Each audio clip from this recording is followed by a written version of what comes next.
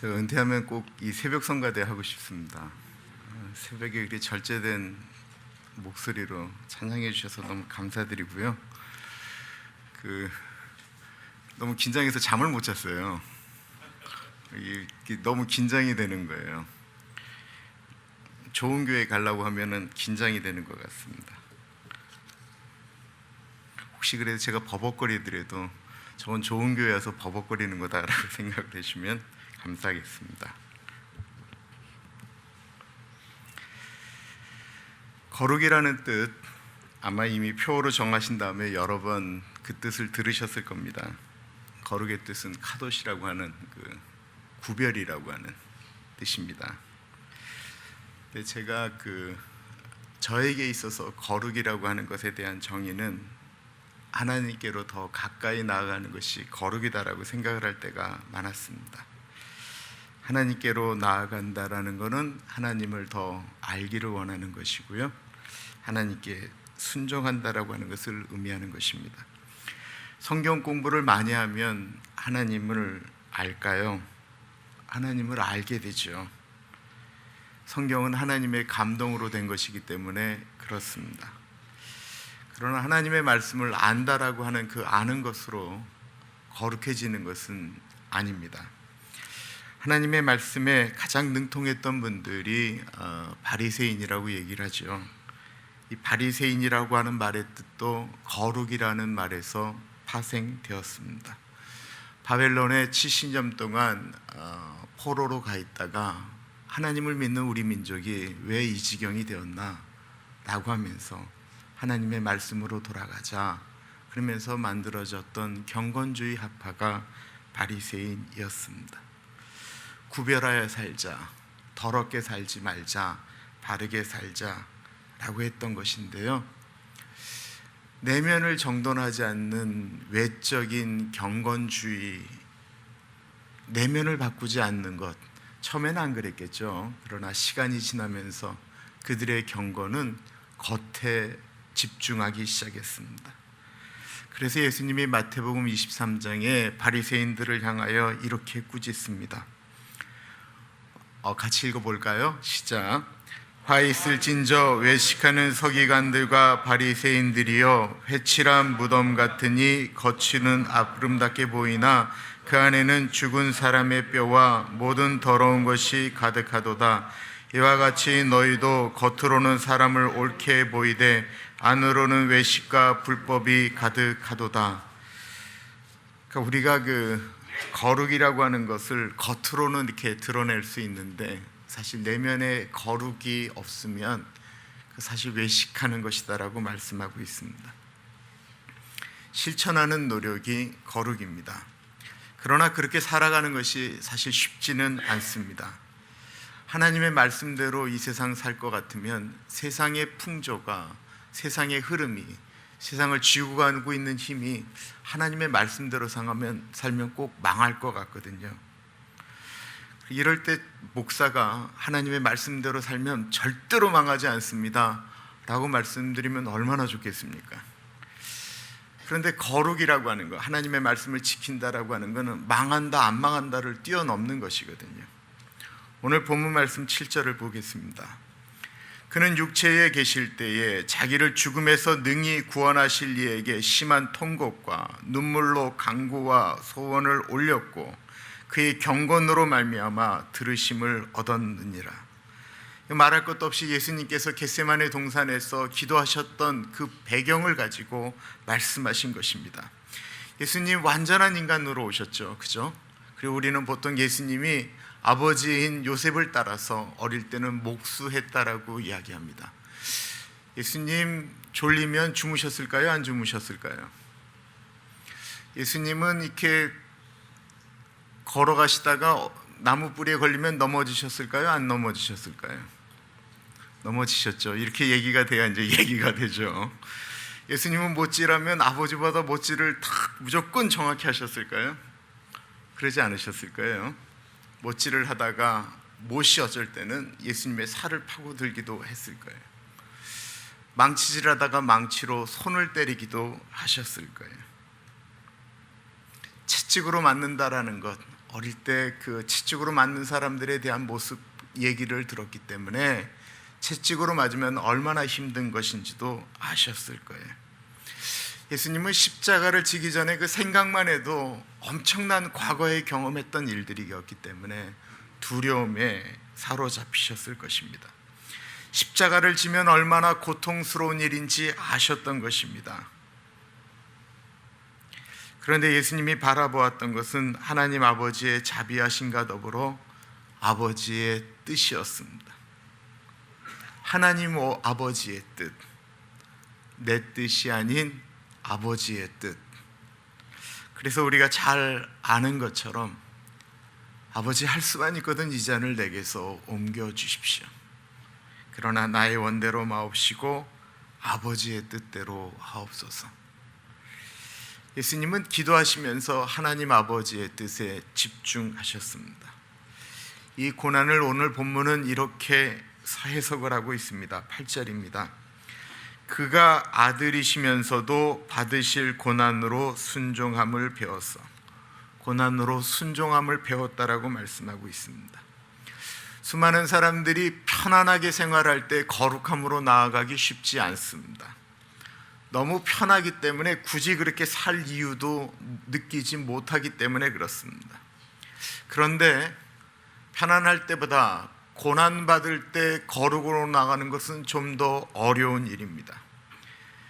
힘든데, 경제적으로 어려운데, 인간관계가 바닥을 치고 있는데, 마음속에 분노가 일어나고 있는데, 그때 순종을 요구하실 때 그것 따라간다라고 하는 것 얼마나 어려운 일입니까? 근데 그 길로 가는 것이 순종입니다. 그리고 그것이 거룩이다라는 것입니다. 제가 한국에 있을 때 8년 동안 이화여대에서 근무를 했습니다. 이화여대에서 제가 선교단체에서 8년 동안 있었는데요. 그때 저는 대학생 주임 간사였고 제 바로 위에 계셨던 총무님이 지금 한국에 있는 에스더 기도운동본부라는 것을 이끄는 이용희 교수님이세요. 제가 그분하고 8년 있으면서 참 많이 배웠습니다. 근데 이분이 이렇게 거룩에 대한 얘기를 할 때 꼭 하셨던 말씀이 있어요. 이분이 그 군대 생활을 백골부대라고 그 철원 위쪽에 있는 휴전선 바로 앞에 있는 부대에서 군전병으로 근무를 하셨어요. 근데 이 최전방에서 가장 큰 사고는 총기 사고가 아니랍니다. 최전방에서 가장 큰 사고는 월북하는 거예요. 그러니까 더 이상 이 남에 소망이 없다라고 생각하는 분이 홧김에 사병이 그 철책선만 넘어가면 바로 이북이니까 넘어가는 거예요. 사고를 쳐서 넘어가기도 하고 그냥 넘어가 버리는 거예요. 그러면 지휘관들이 별을 다는 게 꿈인데 별을 달기는커녕 그런 일이 벌어지면 다 옷을 벗게 되는 거예요. 그러니까 군전병이 오면 가장 잘해야 되는 것은 종교적인 행동이 아니고 그런 문제가 있을 만한 사병들을 집중적으로 관리하는 것이 군종병의 역할입니다. 그래서 처음 신병이 오면 신병 상담을 하고 그들의 신상을 이렇게 물어보고 기록하는 것이 군종병이 해야 될 일이에요. 이 사람이 어떤 사람인가를 확인하는 거죠. 그러면 이제 신병을 이렇게 어떻게 이 부대를 오게 됐는가? 그러면 대부분이 이렇게 얘기했대요. 나는 힘없고 빽이 없어서 여기로 왔습니다. 이거 우리 어르신들 다 아는 거예요. 저도 군대 가서 처음 훈련 받을 때 훈련병일 때 앞에서 여기 누구 있어? 일어나. 그러면 모든 훈련병들이 다 아는 거죠. 아, 쟤네들은 좋은 데로 가겠구나. 그러니까 백 없어서 왔다라고 이야기를 하는데 한 신병을 이렇게 인터뷰하는데 어떻게 여기 왔냐고 하니까 이 친구가 아주 특별하게 얘기하는 거예요. 저는 하나님이 불러서 여기를 왔습니다. 하나님이 저를 여기로 보내셨습니다 라고 이야기하더라는 거예요. 그 옛날, 지금 얘기하는 건 이제 70년대 말씀드리는 거예요. 너무 의아해서 하나님이 어떻게 너를 여기로 불렀다고 얘기하느냐 라고 얘기하니까 이 친구가 이렇게 얘기하더래요. 자기 집이 원래 불교 집안일 뿐만 아니라 돈이 많아서 그런지 엄마 아빠가 1년에 한 번씩 몇 차례 큰 구슬했대요. 구슬하고 절에다가는 등 달고 기와 헌금하고 뭐 그러는 가정이었는데 자기가 친구 따라 우연치 않게 예수님을 믿게 됐대요. 그 집에서 너 예수 믿으면 우리 집 망한다 핍박이 엄청나게 심했대. 근데도 정말 신앙을 지켰대. 도리어 그 가정의 구원을 위하여 기도했지만 이게 여리고성처럼 무너지지 않는 철옹성과 같은 벽이었는데 본인이 이제 군대 갈 날이 가까운 거예요. 영장이 나온 거예요. 그렇지만 엄마 아빠가 이 아들을 미워하는 건가요? 사랑하는 거죠. 예수 안 믿게 하는 것도 다 사랑하기 때문에 그런 거잖아요. 근데 엄마가 이러더래요. 내가 정말 이 나라에서 가장 용한 무당을 불러서 너를 가장 편한 장소로 빼기 위해서 내가 큰 구슬할 테니까 걱정하지 말아라. 근데 이 아들이 엄마에게 이렇게 얘기했대. 엄마, 나는 오늘부터 살아계신 하나님께 나를 가장 힘든 곳으로 보내주십시오. 나를 가장 힘든 곳으로 보내주셔서 우리 하나님 아버지가 살아계신 것을 우리 가정에게 보여주게 해주십시오. 나는 이렇게 기도하겠습니다. 그리고 엄마는 웃기는 소리 하고 있네. 그리고는 어마어마하게 큰 무당을 불렀다가 구슬했고요. 이 아들은 그때부터 하나님, 나를 가장 힘든 곳으로 보내주십시오. 그리고 기도를 했다라는 것입니다. 그리고 자기는 백골부대에 오게 되었다라는 거예요. 그는 거기서 고생 안 했을까요? 죽을 만큼 고생했을 거예요. 거의 영하 20도, 30도까지 내려가는 곳에서 죽을 만큼 고생했을 거예요. 그러나 여러분 한번 보세요. 그 한 사람이 하나님 앞에 그렇게 결단했던 그 고백이 그 가정에, 그 엄마에게, 그 아빠에게, 그 형제들에게, 그리고 그때 그 얘기를 들었던 이용희 교수님이 청년들을 데리고 신년에 예배를 드릴 때마다 이 얘기를 했어요. 그리고 그 얘기를 들었던 제가 여러분들에게 지금 그 말씀을 나누고 있는 거예요. 한 사람의 순종이, 한 사람의 거룩함이 영향이 그렇게 흘러가는 거예요. 내가 편하고 안 편하고 아무 상관이 없었어요.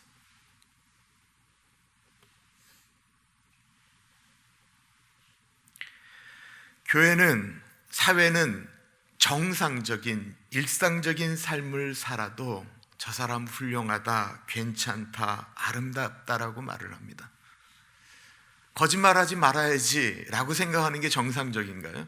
거짓말 그냥 안 하고 사는 게 정상적인 것입니다. 상식적으로만 살아도 이 땅 거룩할 거예요. 그런데 우리가 흔들릴 때는 순종이라고 하는 것이 너무 어렵다라는 것입니다. 정말 보기 싫은데, 꼴 보기 싫은데, 안 보고 싶은데 말씀을 듣고 묵상하면서 만나야 되는 것에 대한 부담감 느낄 때입니다. 이때는 얼굴도 화가 나 있습니다. 여러분, 우리가 생각하는 거룩이라고 하는 것이 지금 제 얼굴 보시면서 느껴지는 김인철 목사 얼굴은 정말 거룩해 보여, 이게 거룩인 줄 아세요? 하기 싫으면 그게 얼굴로, 표정으로 나타나잖아요. 안 가고 싶은데 가야 되면 도살장으로 가는 얼굴 같잖아요. 그런데도 거기에 맞춰서 가는 그 내면이 거룩인 거예요. 얼굴이 거룩하다고 해서 거룩한 거 절대로 아니에요.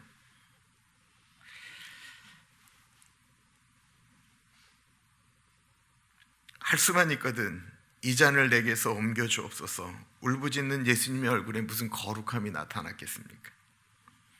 이렇게 돌을 던지면 다다를 만한 곳에서 제자들이 자면서도 그 예수님의 울부짖는 소리를 들었잖아요. 예수님의 기도하기 싫다라는 거였잖아요. 지기 싫다라는 거였잖아요. 죄송하지만 죽기 싫다라는 말씀이었잖아요.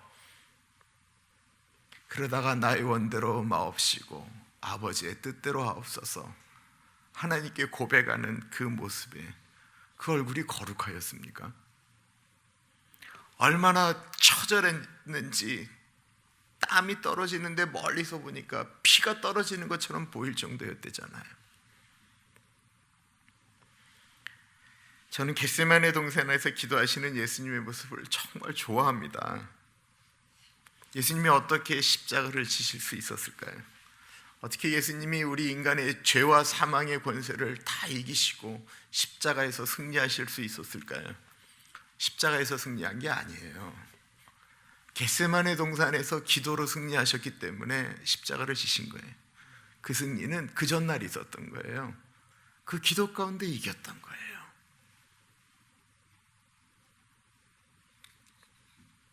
이 절대로 예수님이니까, 하나님의 아들이니까, 원래 십자가 지시기로 하셨으니까 라고 하는 것이 아니다라는 것입니다. 오늘 본문을 다시 한번 볼 필요가 있습니다.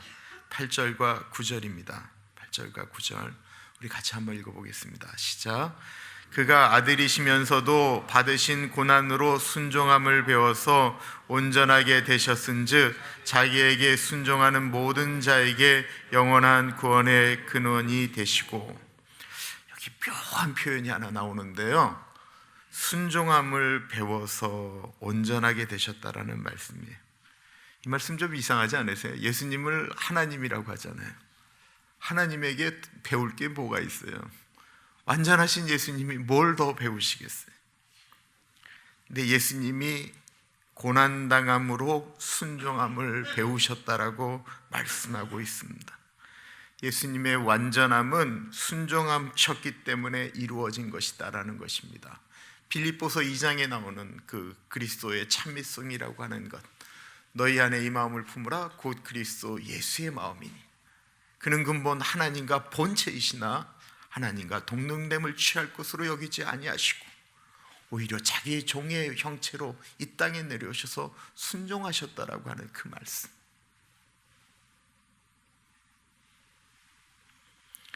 거룩이 말씀 보고 기도하며 만들어지는 것은 분명히 맞습니다만, 오늘 말씀에 나타나는 것을 보면 하나님의 말씀에 순종할 때 거룩은 나타나는 것입니다.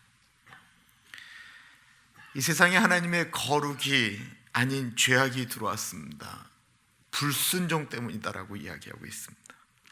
하나님이 에덴 동산을 만드시고 창세기 2장 17절에 하나님께서 아담에게 선악을 알게 하는 나무의 실과를 따먹는 날에는 반드시 죽으리라고 말씀하셨습니다. 그런데 그 말씀에 불순종했습니다. 그 불순종 때문에 죄가 들어온 거예요. 그 불순종 때문에 거룩이 깨지는 거예요. 로마서 5장 12절 보십시오. 그러므로 한 사람으로 말미암아 죄가 세상에 들어오고 죄로 말미암아 사망이 들어왔나니 이와 같이 모든 사람이 죄를 지었으므로 사망이 모든 사람에게 이르렀느니라. 그리고 로마서 5장 19절에는 더욱 정확하게 순종과 불순종에 대해서 말씀하고 있습니다. 같이 읽어보겠습니다. 시작. 한 사람이 순종하지 아니함으로 많은 사람이 죄인 될 것 같이 한 사람이 순종하심으로 많은 사람이 의인이 되리라. 저 사람이 거룩해야지, 사회가 거룩해야지, 정치인이 이래야지 저래야지, 뭐 이런 얘기할 필요 없어요. 나 여호와가 거룩하니 너희도 거룩하라. 그 레위기 19장 2절에 있는 말씀, 베드로서로 말씀하셨지만 레위기 19장 2절 말씀 아니에요. 하나님이 나 한 사람에게 부탁하는 말씀입니다. 제가 작년에 정말로 잊지 못할 일들이 몇 가지가 있었어요. 정말 얘기하고 싶을 정도로 너무 감격적인 것이었습니다. 제가 작년 4월 마지막 주에 주일날 예배가 끝난 다음에 두 가지 일을 해야만 했어요. 하나는 저희 교회 교인연대 제 고등학교 선배님이 돌아가셔서 그 1주년 그 추모 예배를, 추도 예배를 오후 5시에 그 집에서 드리기로 했고, 다른 거 하나는 오후 4시에 어느 교회 창립 예배에 참석하는 것이었습니다. 근데 이 오후 5시 추모 예배는 무조건 가야 되는 약속되어진 거고요. 4시에 있는 그 창립 예배는 가두고만 안 가두고만인데 제가 초대받은 자리도 아니었거든요. 근데 마음에 부담이 되었어요. 저희 집사람도 아름다운 교회처럼 그 커피 브레이크 하는데 그 사모님이 저희 집사람하고 같이 성경 공부하는 분이세요. 이 사모님이 한국에서 교수님 하다가 남편은 미국에서 공부하고 부목사님 오래 하시다가 이제 창립 예배를 드리는데 이 사모님이 암이셨거든요. 완치되으셨다가 창립 예배 준비하는 와중에 암이 재발하신 거예요. 근데 치료도 못 하시고 창립 예배 다 끝나고 나면 그때 이제 다시 치료 들어가기로 결정을 하셨대요. 그 얘기를 듣는데 얼마나 가슴이 아픈지 말이에요. 도움은 안 되지만 가서 헌금이라도 좀 해야 되겠다, 가서 격려라도 좀 해야 되겠다라는 생각이 들었어요. 제가 인터넷으로 확인해 보니까 다행히 창립 예배 드리는 교회와 저희 교우 집이 급하게 가면 10분 정도면 이렇게 다다를 거리예요. 그래서 제가 교우에게 제가 조금 늦을 수 있습니다, 한 5분 10분 이내에 도착은 하겠습니다, 이렇게 미리, 그러니까 5시 10분 전엔 도착하겠다 말씀을 드리고 집사람하고는 헌금 기도할 때 나오자 이렇게 얘기를 했어요. 보통 창립 예배를 드리면 1부, 2부가 있잖아요. 그래서 1부 때 그 봉헌할 때 설교까지 듣고 봉헌할 때 나오자. 그리고는 이제 갔더니만 목사님이 깜짝 놀라는 거예요. 초대하지 않은 목사가 온 거예요. 너무 반가워하고 감사하고 그랬습니다. 제가 어디 앉았을까요? 제일 도망가기 쉬운 우리 형제님은 그런 마음으로 저기 안 앉으셨겠지만 저 바로 문 옆에 들어오는 바로 조그만 문 바로 뒤에 딱 앉았어요. 순서를 보니까 요맘때 나가면 얼추 맞겠다라는 생각이 들었습니다. 네, 제가 이렇게 기도를 하는데 이상하게 제 마음에 이런 마음이 들기 시작했어요. 제가 뭐 이렇게 그런 생각을 잘하는 사람은 아니에요. 근데 그날따라 유난히 제 마음에, 야, 너 목사인데 네가 중간에 그렇게 나가면서 너는 네 교인들한테 예배의 중요성을 말할 수 있겠냐? 이런 말이 그냥 막 너무 강하게 오는 거예요. 맞는 말이잖아요. 목사가 예배를 중요하다고 얘기하면서 목사가 중간에 나가는 거 좀 그렇잖아요. 설교가 끝났어요. 이제 봉헌을 하고 봉헌 기도하려고 하니까 우리 집사람은 나하고 약속된 게 있으니까 주섬주섬 성경책 챙기고 나가려고 하는데 제가 우리 집사람 손을 꽉 잡았어요. 지금 안 나가겠다라는 거죠. 그게 4시 50분이었어요. 잡았어요. 그리고 이제 봉헌 기도가 끝나고 마지막 찬양하고 축도를 보니까 이제 설교하신 목사님이 축도까지 하는 걸로 이렇게 되어져 있더라고요. 이제 축도하셔야 될 이제 사회자가 이제 축도하실 분 이제 올라와서 축도하시라고 말씀해야 되는데 이 사회자가 갑자기 이렇게 얘기하는 거예요. 오렌지 가나안 장로교회 김인철 목사님 나오셔서 축도하시겠습니다. 창립 예배 드리는 목사님이 제가 오니까 미안하니까 갑자기 그 설교하신 목사님한테 양해를 구하신 것 같아요. 저보고 이렇게 좀 바꿔달라고 얘기하신 거죠. 그 창립 예배 드리는 교회가 얼마나 했냐면 저 문 정도 잘라서 요까지, 그러니까 거기 안에 한 창립 예배를 드리니까 한 70명 정도 앉으셨나요? 빽빽하게 앉았고 요 거리는 한 10m밖에 안 되는 거리인데 너무 당황스러운 거예요. 목사가 축도할 때도 기도하고 가야 되잖아요. 준비하고 가야 되잖아요.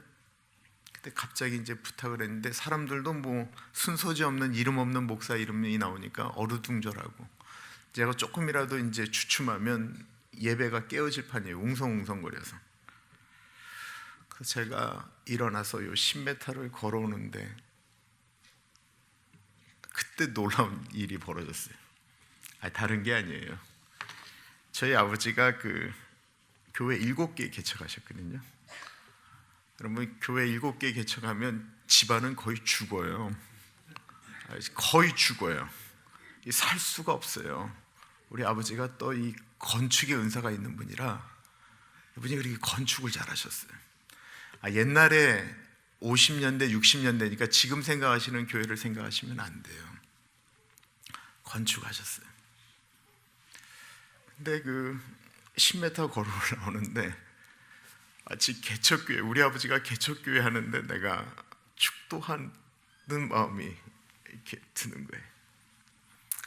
내가 10m 오는데 교회 개척하는 남편 뒷바라지 하면서 5 남매 키운 우리 엄마, 마치 우리 엄마가 암이 걸렸는데 그 교회에서 축도하는 마음이 딱 10m 올라오는데 제가 그 마음이 드는 거예요.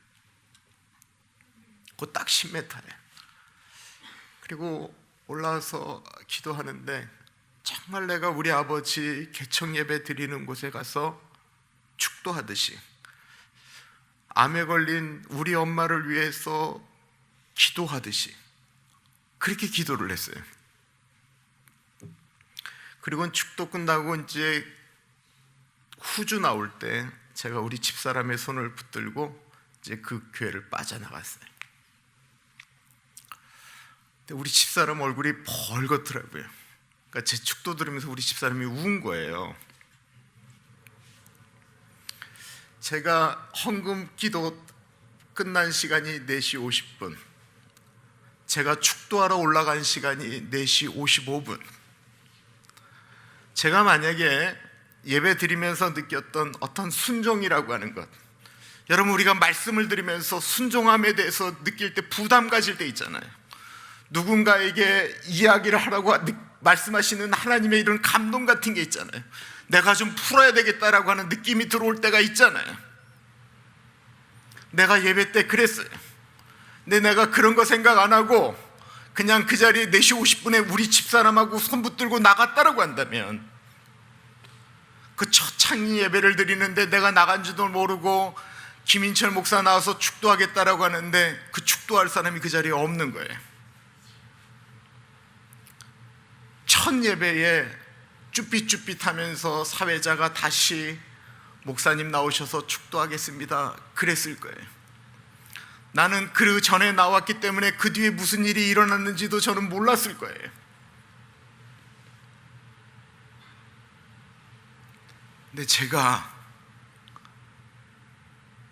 하나님께서 주셨던 그 마음에 순종을 하고 딱 5분 더 기다렸더니만 제가 여러분들에게 이 아름다운 얘기 하잖아요. 제가 이거 얘기할 때면 그때로 이렇게 마음이 확 돌아가는 것 같아요.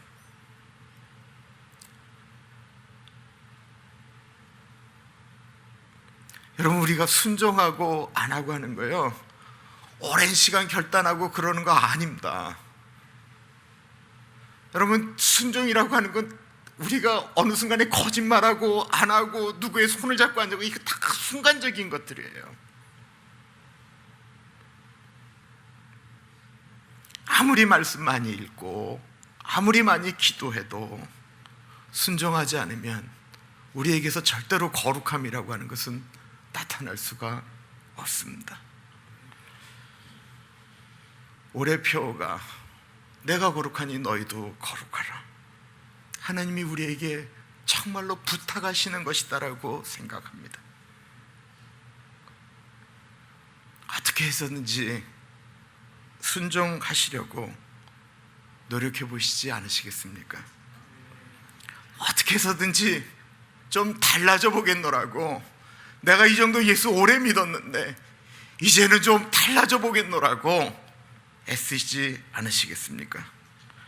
나 한 사람 순종함으로 우리 가정이, 우리 교회가, 내가 있는 공동체가 그곳에서 예수 그리스도의 이름이 좀 더 높아진다고 한다면, 나 주님 바다까지 내려가도 좋습니다 라고 엎드리지 않으시겠습니까? 기도하겠습니다. 참으로 존귀하신 하나님 아버지, 한 사람의 불순종으로 이 땅에 죄가 들어온 것처럼 예수 그리스도의 순종하심, 그 한 분 예수 그리스도의 순종하심 때문에 이 땅에 죄와 사망에 그 모든 결박을 끊을 수 있었던 것을 묵상하면서 주님, 내가 순종함으로 내 가정이, 내 교회가, 내가 속한 공동체가 하나님의 은혜를, 하나님의 사랑을 경험할 수만 있다면 주님, 내가 십자가 지겠습니다 고백하는 아름다운 교회 우리 모두가 되게 하여 주옵소서. 존귀하신 예수님 이름으로 기도드립니다. 아멘.